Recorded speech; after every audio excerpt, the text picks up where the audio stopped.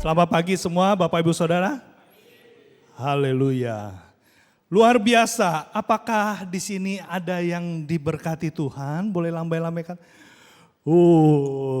Ya, luar biasa. Apalagi beberapa hari yang lalu buat Bapak Ibu Saudara yang merayakan Imlek kita sangat diberkati, betul?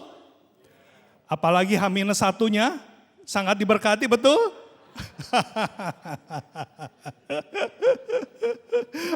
Orang Chinese ya, mungkin Bapak Ibu Saudara yang bukan Chinese, asal tahu ini, orang Chinese itu kalau udah menjelang Imlek semuanya itu diidentikan dengan hoki ya. Hujan gede hoki ya kan gitu ya. Angin kencang hoki kan gitu ya. Pokoknya semua harus hoki ya. Jadi hari ini saya mau share ya. Judulnya apa? Ayo belajar Mandarin seperti tadi Bu Kim katakan. Kuonian, gimana? Kuonian ya. Kuonian ya. Saya mau tahu dulu di antara Bapak Ibu Saudara siapa yang merayakan Kuonian atau Imlek ini. Boleh angkat tangan? Ya makasih. Yang enggak merayakan enggak apa-apa biar belajar ya. Karena ada banyak hal yang sangat menarik. Nah Bapak Ibu Saudara sekalian ya. Kalau di dalam Imlek ya, kita itu menjelang Imlek ya, bahkan satu bulan sebelumnya. Kemarin tuh kalau nggak salah pokoknya selesai di mall lagu Merry Christmas, selesai tanggal 25, besoknya ganti lagu tuh. Mulai dung dung ceng kan ya. Yang jualan biasanya obral-obral pohon Natal ya di mall, besoknya nggak usah jauh-jauh tanggal 26 udah ganti tuh ya. Udah ganti jualan angpao kan segala macam gitu ya. Suasananya tuh udah berbeda ya. Kalau Bapak Ibu Saudara jalan-jalan ke Petak 9 ya, menjelang Imlek, menyenangkan betul ya. Ada yang seneng-seneng jalan ke itu Petak 9, ke Glodok ya, Mangga 2, rasanya kayak bukan di Indonesia ya, kayak di Singkawang ya gitu. Atau di tanah daratan sana ya. Kenapa? Karena memang Imlek, Xinjia ya, atau sering orang biasa menyebut Kuonian itu nggak beda dengan suasana sukacita. Merah ya. Makanya pas di Februari juga merah lagi kan. Merahnya Valentine itu merah muda. Nah sebenarnya ada banyak istilah ucapan ya. Kalau yang tadi yang Bu Kim yang sampaikan tuh kayaknya baru ya. Kalau yang biasa ini nih ya. Saya coba belajar ucapkan ya, tolong dimohon mengerti ya, walaupun saya mukanya, istri saya bilang, lu sih muka Cina ya, tapi kalau ngomong itu nggak ngerti kan gitu, ya memang begitulah ya. Jadi mohon maaf ya, saya coba sebutkan dengan gaya dialek saya belajar ya Google Translate tadi ya. Jadi yang pertama itu yang paling sering ada, Xinian Kuaile ya, artinya apa? Selamat tahun baru. Kenapa? Karena orang China sana merayakan permulaan musim semi. Jadi gak heran kalau menjelang Imlek banyak buah kan. Semua buah itu muncul loh, hebat ya. Kenapa? Karena itu permulaan musim semi. Ya, kemarin istri saya minggu lalu ya ngajak, ayo kita ke Diamond Kecil. Oh ini orang baru gak tahu Diamond Kecil ya. Dahulu ada Diamond Kecil di Sumagung ya. Disebut Diamond Kecil di sana kenapa? Mau cari bunga ya. Biasanya tuh kalau nggak menjelang Imlek nggak ada yang jual bunga potong. Tapi menjelang Imlek pada jual bunga potong luar biasa. Buah bunga ya. Kenapa? Karena itu permulaan musim semi. Makanya ucapan yang biasanya diucapkan Xinian Kuaile. Selamat tahun baru. Terus kemudian yang kedua, Senti Cian Kang. Ya, benar begitu ya. Nah, pokoknya terima aja lah ya. Yang artinya apa? Yang artinya badan sehat selalu ya, kurang lebih sering dengar gitu kan. Kemarin pada saat kungsi-kungsi kan, ini yang biasa diucapkan. Terus apa lagi itu yang dibawanya ya? Wan Serui ya, yang artinya apa? Segala urusan dibuat mudah. Ya, dibuat lancar. Luar biasa. Nah, lihat lagi yang sebelah kanan atas itu. Nian Nian Yu Yu ya, yang artinya tiap tahun selalu berkelimpahan. Luar biasa ya. Jadi makanya besok-besok kalau ketemu orang Chinese nyebut ini aminin ya. Yes, amin gitu ya. Nah terus udah gitu lihat lagi yang bawahnya. He Chia Ping An. Yang artinya seluruh keluarga diberi keselamatan. Wah Hebat ya. Yang terakhir, 事事顺利, artinya semua usaha dibuat lancar. Weh, makanya kalau lagi kyongi-kyongi itu semua berkat diucapkan. Bukan cuma yang di mulut, juga di angpau kan.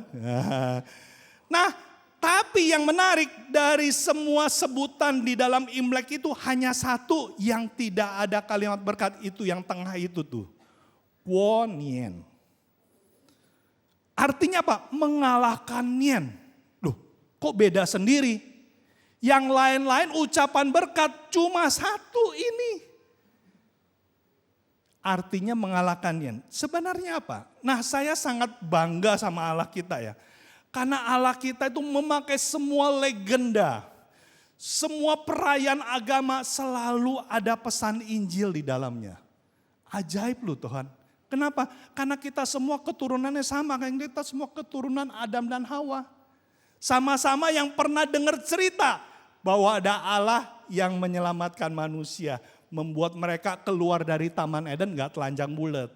Ya tahu ceritanya kan? Kan yang namanya Adam dan Hawa nggak keluar, nggak diusir dari Taman Eden dengan telanjang bulat kan? Ya, beda kalau misalnya pasangan kumpul kebo digerebek warga. Kan? Ini enggak, kenapa mereka berpakaian kulit binatang? Yang artinya Allah itu melakukan pengorbanan binatang pertama, ciptaannya untuk menutupi hal yang membuat malu dan takut manusia. Jadi luar biasa. Termasuk Guonien ini dari legenda. Nah saya mau cerita, walaupun ini bukan kegaya tapi gak apa-apa lah ya. Nah cari aja di YouTube banyak, ini ceritanya udah terkenal ya. Jadi zaman dulu itu ceritanya itu ada sebuah desa yang sangat takut. Kenapa takut? Karena ada monster yang besar, seram namanya Nien. Ya. Monster ini setiap tahun, setiap menjelang musim semi ya. Ini monster datang ke sana ya, makan orang, bikin takut. Pokoknya kalau dia menjelang awal musim semi, semua penduduk di sana ketakutan. Nah ceritanya satu kali datanglah satu orang tua yang bijak ke kampung itu. Orang tua ini kaget, heran, menjelang musim semi, mestinya kan orang senang, kenapa semua buah-buahan itu ada. Semua indah, kenapa ini penduduk ketakutan? Setelah mendengar cerita, akhirnya si orang tua ini paham. Oh ternyata mereka takut dengan si monster Nien. Nah orang bijak ini penuh hikmat, dia tahu kuncinya, yaitu dia itu membuat rumahnya dicat warna merah, dikasih kertas-kertas warna merah. Dia pasang petasan, siapin petasan untuk di malam karena monster Nien datangnya malam-malam. Dia siapin petasan buat dinyalain malam-malam. Terus dia siap ancang-ancang. Pada saat si Nien, monster Nien itu datang, si bapak tua itu dia tuh ketawa, dia nyalain petasan dan dia ketawa di depan monster itu. Dan monster Nien itu kaget, ketakutan, melihat warna merah, melihat sukacita, mendengar petasan, kaburlah dia. Nah makanya malam Sincia banyak yang nyalain petasan. Awalnya dari sini ya. Nah kita mau lihat, ini cerita luar biasa loh. Kenapa luar biasa? Coba deh kita perhatiin. Si monster Nien itu menimbulkan rasa takut. Benar kan ya? Kepada penduduk itu ya. Serem banget ya. Tapi pada saat penduduk itu dia itu mendengar ya, dan orang tua itu melakukan sesuatu aksi yang belum pernah dilakukan, monster itu kabur. Nah, kira-kira kalau sekarang kita ini masuk tahun 2025, lebih banyak saudara ketemu orang yang sangat antusias, berharap, sukacita menghadapi 2025, atau lebih banyak pesimisnya? Jujur, ayo H-1 sebelum Sincia, setelah makan Sincia di mal-mal, keluar hujan dan banjir, lebih dengar bersyukurnya atau ngeluhnya? Apa takutnya? Aduh, Aduh rumah gue gimana ya. Belum lagi mungkin yang ada lagi liburan. Liburannya sih keren di Eropa. Dapat kabar rumahnya mau kebanjiran. Ampun deh. Pasti takut ya. Sama ya. Ketakutan itu yang menjadi momok buat kita. Bukan cuma kita aja loh orang percaya. Semua manusia yang namanya manusia itu gak akan pernah lepas dari takut. Betul? Nah, pertanyaannya kenapa kalau bayi lahir langsung nangis? Oh iya Pak, karena gak mungkin ketawa. Iya sih ya. Kalau bayi lahir ketawa kita kaget kan gitu. Wah gitu. Bayi lahir langsung nangis. Kenapa nangis ya? Ini tafsiran saya. Bayi itu nangis karena dia langsung takut. Kenapa takut? Tadinya dia aman di perut mamanya. Ya, terlindung ya di dalam rahim ya. Mau ada jeglokan jatuh yang benjol mamanya, bayinya nggak benjol kan? Di dalam rahim kan ya. Wah mamanya pusing hari ini makan apa? Si bayi nggak pusing, dia makan terus dari plasenta non-stop. Oksigen ada terus, dilindungi, gak pernah jauh dari mamanya. Kalau sekarang kan mamanya bisa shopping, anaknya di rumah. Kalau pada saat di rahim, mamanya shopping, anaknya ikut shopping kan? Di perut ya. Mamanya jalan-jalan ke Eropa, anaknya juga ikut jalan-jalan ke Eropa. Jadi itu anak selama di rahim tenang, aman. Pada saat lahir langsung nangis. Kenapa? Takut. Ketakutan itulah yang pertama kali menghantui semua manusia. Takut apa sih? Nah, iblis itu.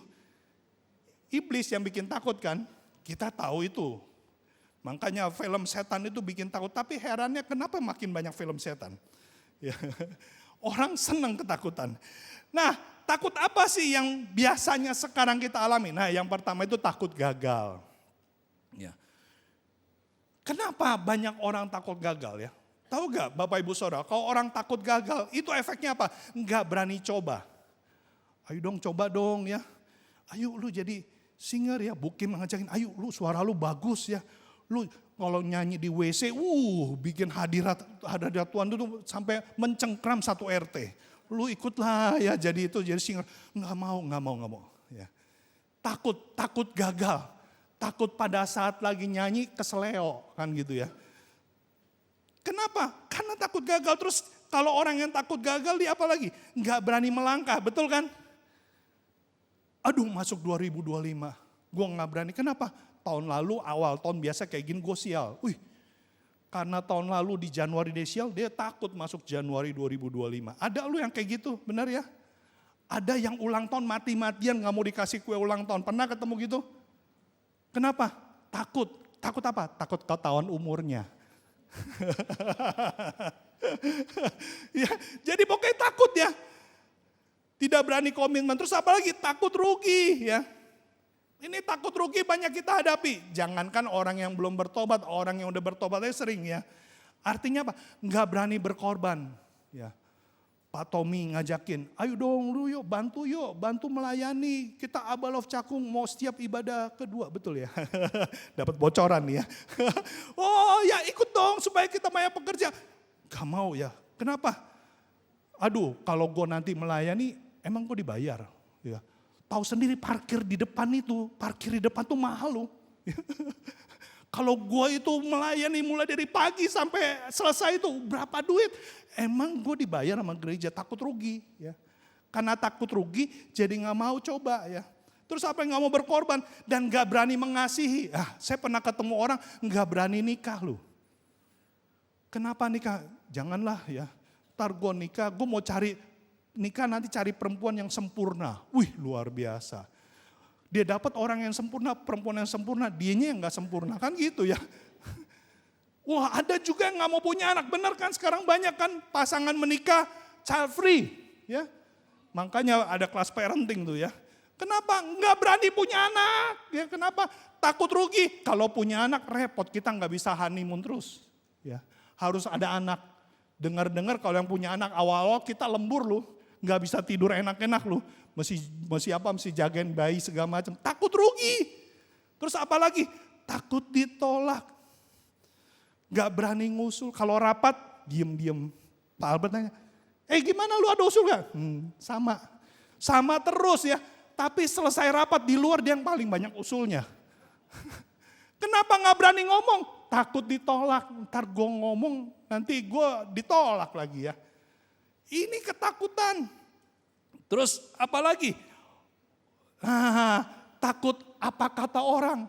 Nah yang model-model kayak gini nih kasihan nih. Orang yang dihantui takut apa kata orang, dia punya talentanya segudang, pinter banget. Main musik, semua alat musik dia tahu tuh. Ya, wah. Tapi dia nggak berani. Kenapa? Takutlah. Ntar pas gue lagi main keyboard muncul Kareli. Wah ya gue kan kalah, dia kan maestro ya.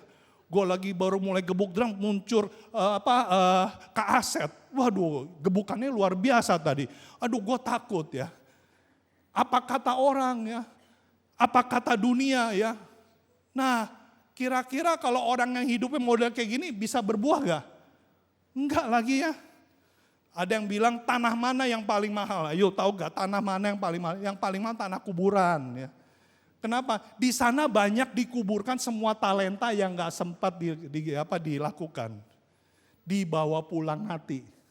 Kenapa? Karena takut apa kata orang. Terus apalagi? Takut sakit. Ya. Aduh sakit sedikit, aduh stres ya. Jadi padahal dia cuma flu doang. Bayangan udah COVID, udah ICU segala macam. Ya lu mah cuma flu doang ya. Kenapa dia takut sakit? Takut kehilangan kenyamanan. Ya kan orang sakit kan, kalau orang sakit kan gak bisa makan cunyuk, gak bisa sembarangan kan gitu. Lu asam urat ya? Enggak, asam urat adanya di lab. Kenapa? Takut ya. Orang yang model kayak gini mana happy? Pernah gak jalan-jalan sama orang model kayak gini? Oh kita makan enak-enak dong. Enggak. Pesannya apa? Nasi putih. Ih luar biasa. Kenapa? Takut ya. Nah takut sakit. Nah yang terakhir ini takut meninggal. Kenapa orang takut mati? Takut kehilangan miliknya. Aku punya keluarga yang harmonis, yang indah. Aku punya istri yang cantik, aku punya suami yang ganteng, yang mengasihi saya. Aku punya anak, kalau meninggal rasanya takut. Kenapa? Gua akan kehilangan itu semua. Makanya orang itu kalau yang gak kenal Tuhan itu sangat takut.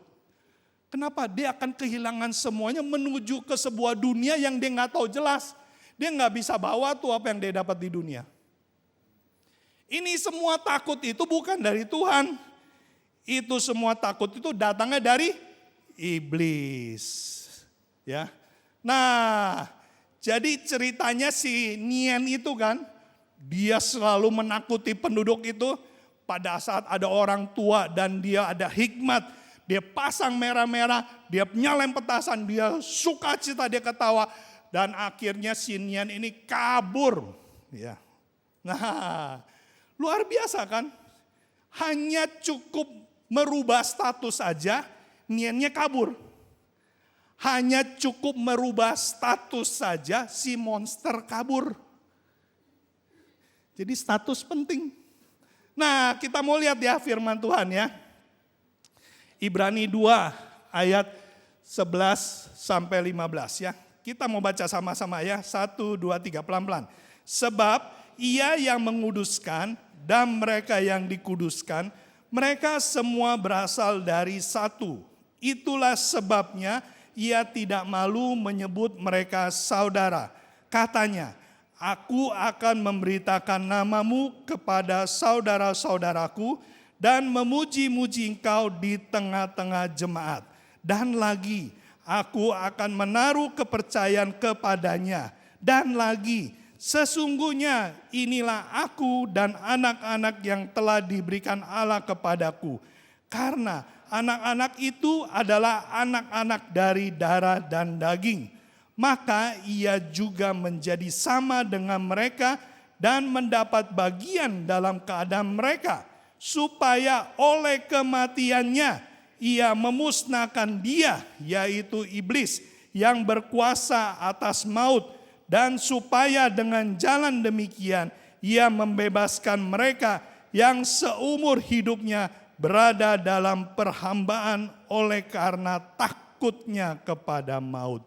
Nah Bapak Ibu Saudara sekalian, ayat ini luar biasa.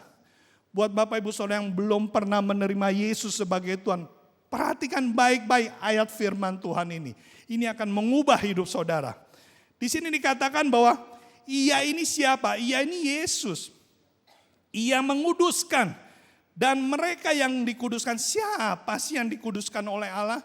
Boleh saya tahu, ada gak orang yang dikuduskan oleh Allah? Boleh angkat tangan? Yang dikuduskan oleh kematian Yesus, boleh angkat tangan? Kita semua kan, yang namanya judulnya manusia, itulah mereka. Ya, mereka ini bukan buat binatang, mereka ini untuk manusia. Nah, di sini dijelaskan, mereka semua berasal dari satu. Artinya apa? Allah itu, kalau ingat ya, pada saat Allah menciptakan Adam dan Hawa, pada saat Allah menciptakan Adam ya, dengan tanah liat ya, setelah terbentuk, terus apa yang dilakukan yang paling penting oleh Allah? Dia menghembuskan ya, menghembuskan rohnya itu ke dalam manusia ciptaannya. Jadi makanya firman Tuhan katakan bahwa manusia dan Yesus itu asalnya satu. Kenapa? Ada roh Allah yang sama. Nah, saya butuh teman-teman untuk bantu saya untuk simulasi. Pak Tommy boleh cari 2 orang pria untuk membantu, bertiga nanti maju. Pak Tommy yang cari, jangan saya. Nah, ada lagi? Yuk maju ke depan. Naik ke panggung. Biar kelihatan. Sama Pak Tommy. Yuk bertiga silakan ya. Nah, kita mau lihat simulasi dari ayat ini supaya kita ada gambaran. Nah, karena Pak Albert warnanya merah, dia menjadi Tuhan. Di sini Pak Albert ya, sini Pak Albert, sini Pak Albert ya. Di situ. Nah, Pak Tommy karena brewok ya, jadi iblis ya, maaf ya. Nah, ini jadi manusia. Nah, kita tahu kan ya, Allah itu kelihatan gak Allah? Nggak kelihatan ya. Allah itu ada di dalam dimensi kehidupan yang berbeda. Kalau yang senang nonton Marvel tahu universe. Ya. Jadi Allah itu ada di universe yang berbeda. Oh ya, dia nggak kelihatan ya. Allah hadir, ya tapi nggak kelihatan ya. Karena dia ada di dalam dimensi yang berbeda. Nah, manusia dikatakan kan pada saat Adam dan Hawa jatuh dalam dosa, semua itu menjadi berdosa. Betul ya? Dan kita semua kan kita udah tahu lah firman Tuhan menjelaskan bahwa kita itu manusia berusaha berbuat baik. Nah pertanyaannya, ada orang bilang gini, saya coba berbuat baik supaya pada akhirnya perbuatan baik saya semoga bisa lebih banyak daripada perbuatan jahat saya dan saya masuk surga. Mungkin gak itu terjadi? Mungkin? Bisa, saya bisa kok, saya gak pernah nyuri, gak pernah membunuh, gak pernah berzina ya. Saya pasti kalau meninggal saya masuk surga. Pertanyaannya, yang namanya dosa itu apa? Firman Tuhan bilang, jangan soal membunuh. Kamu membenci aja, itu udah bisa membawa kamu ke neraka. Serem banget. Saya gak pernah berzina. Firman Tuhan bilang, kamu ngelihat aja, ngelihat lawan jenismu. Dan sekarang ada yang melihat sesama jenis ya. Tergerak hasratnya ya. Itu sudah berzina. Jadi serem banget ya. Gak bisa kita hitung-hitungan, kita berbuat lebih baik, kebaikan sampai akhirnya kita bisa masuk surga karena kebaikan kan gak bisa. Gak percaya nanti ikut SPK ya. Jadi manusia ini gak bisa. Nah karena gak bisa, kenapa gak bisa? Karena sejak manusia berbuat dalam dosa, dia itu sudah menjadi hambanya iblis. Wah, pegang sini Pak Tom. Wah, iya, wah. Nah ini hambanya ini. Wah. Nah, jadi firman Tuhan yang kita baca tadi Ibrani ya. Allah itu punya rencana luar biasa. Allah itu adil, iya. Orang yang salah pasti kena hukumannya, betul. Tapi jangan lupa dia Allah penuh kasih. Ya. Gimana caranya Allah yang adil tapi penuh kasih ya. Itu yang namanya dosa ya harus ada hukuman. Yang berbuat dosa ya harus dihukum. Itu Allah yang adil. Tapi dia sayang sama manusia ciptaannya. Masa manusia ciptanya dia sayang akhirnya harus mati. Yang hukum adalah Allah sendiri lagi. Enggak mungkin ya, dia enggak bisa mengingkari kasihnya. Yang dilakukan Allah luar biasa. dia masuk ke dimensi kita. Jeng jeng jeng jeng, Allah berubah, Allah masuk ya. Ini yang kita rayakan di hari Natal. Allah reinkarnasi, dia masuk ke rahim Maria dan dia menjalani hidupnya 33,5 tahun. Dan disitulah dia itu menebus, dia ambil posisinya, manusia dibebasin, sekarang iblis yang cengkram dia. Cengkram, jangan, belum. Wah ini luar biasa. Wah, udah langsung main gebok aja. Di sini dulu. Ya, ikutin skenario ya. Nah, manusianya dilepas ya. Nah, iblis yang pegang ini ya. Kenapa iblis harus memegang Yesus? Karena Allah adil. Dosa tetap harus ada akibatnya. Dosanya manusia yang membuat dia tadi dicengkram terus sama iblis diganti oleh Yesus. Manusia bebas, tidak dicengkram oleh iblis kan? Kalau nggak dicengkram oleh iblis, ada alasan buat takut gak? Gak ada. Ya. Tapi Yesus karena dicengkram iblis, Yesus akhirnya harus mati di kayu salib. Makanya ada orang bilang, kok Yesus lu Tuhan lu mati? Ya, emang iya, Tuhan kita harus mati. Kenapa dia mati? Karena dia menanggung dosa manusia untuk menunjukkan keadilannya Allah. Yang namanya dosa, upah dosa ialah maut. Yesus harus jalani itu. Dan dia tebus lunas. Dia tebus lunas. Lihat kiri kanan, dosa gue ditebus lunas. Kita udah gak dicengkram iblis lagi. Yesus gantiin kita. Tapi karena Yesus, dia adalah manusia yang tidak berdosa. Dia mati, tapi hari yang ketiga dia bangkit. Lepas dan dia bersama dengan kita beri tepuk tangan. Silakan duduk, terima kasih. Jadi Bapak Ibu Saudara, ayat ini luar biasa bukan? Yesus mati di kayu salib buat apa? Wih, kata-kata bahasa Indonesia ini terjemahan baru ini bagus. Kita baca sama-sama. Ia memusnahkan. Musnahkan itu apa sih? Kalau saya musnahkan ini gelas, ya, saya injek-injek tapi bekasnya masih ada, itu namanya musnah gak? Enggak. Musnah itu kalau sampai enggak ada bekasnya sama sekali. Itu namanya musnah.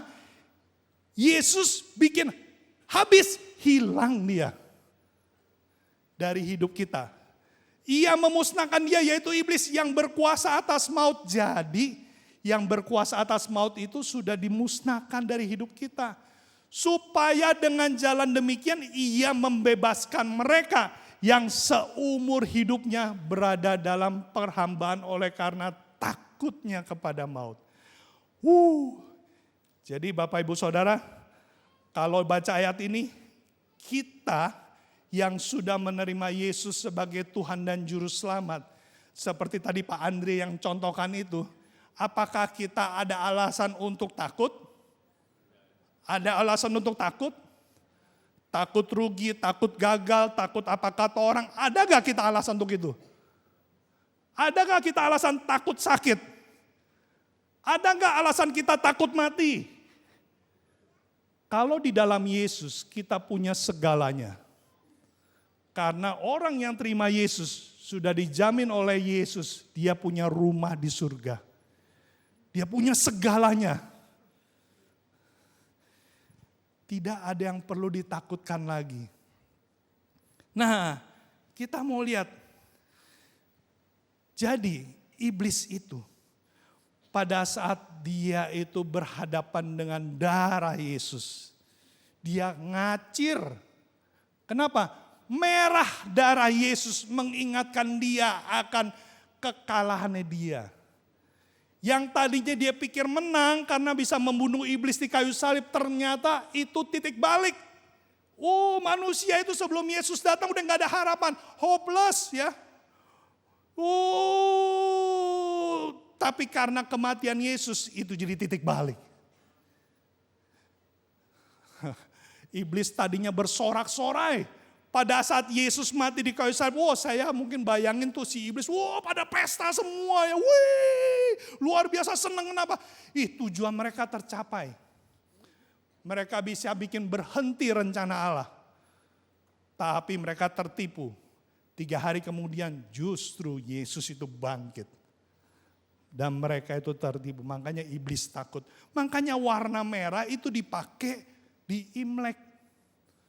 Ada yang bilang, Pak Yusuf mah nyocok-nyocok ini. Bapak Ibu Saudara, kita harus sadar Allah bekerja bukan sekarang. Udah dari permulaan zaman dia sudah bekerja. Sejak Adam dan Hawa berbuat dosa, Allah sudah menyiapkan rencana keselamatan.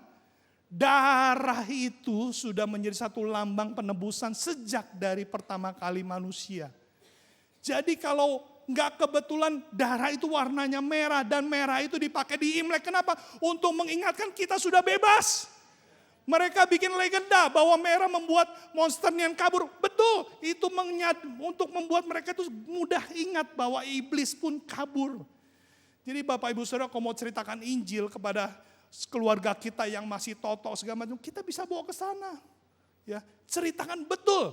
Merah itu lambang hoki. Kenapa? Yesus mati, darahnya merah, itu hoki buat kita. Wah, jadi sebenarnya ini luar biasa.